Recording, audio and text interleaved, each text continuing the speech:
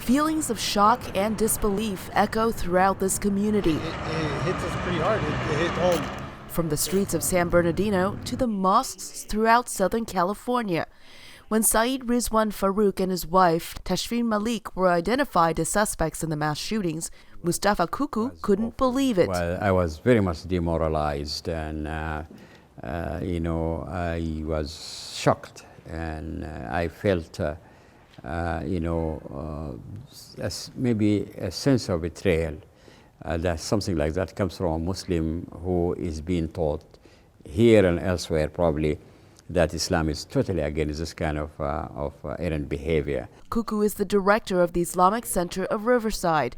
He describes Farook as a nice, quiet person who likes repairing cars. He says Farook attended his mosque for a couple of years before moving away in 2014. Farook even held his wedding reception here. He remembers Farook telling him about Malik before he married her. That he got a nice, good, righteous, religious woman, a young woman originally from Pakistan. Kuku says Farook used to come to this mosque daily. I was surprised that such kind of horrific act comes from someone who is very religious, very committed, and he appears to be someone who is righteous person. Farook's relatives were also shocked at his involvement in the mass shootings, says Hussam Elouche, who spoke to Farook's brother-in-law. They tried calling him, calling the wife, nobody was answering. They panicked, thinking, oh my God, maybe he's shot, maybe he's wounded. He says ever since police released the names of the shooting suspects, there has been backlash against the Muslim community. We're seeing a lot of, unfortunately, scapegoating of Muslims, a lot of hate messages going to mosques, death threats to us individually, our phones.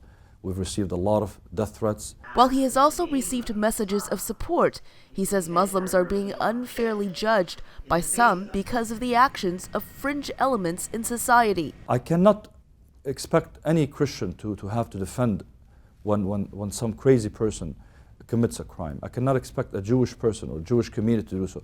And we should not expect American Muslims or Muslims around the world to do so.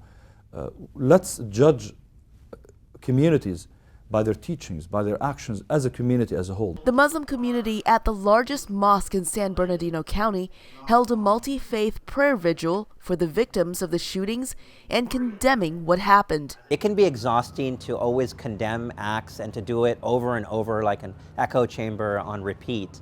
But I personally believe that despite the growing Islamophobia, which is very real, we need to be introspective as an American Muslim community. To fight the negative views on Islam, many Muslims say members of their community need to continue to send the message that they oppose any acts of extremism and violence. Elizabeth Lee for VOA News, Los Angeles.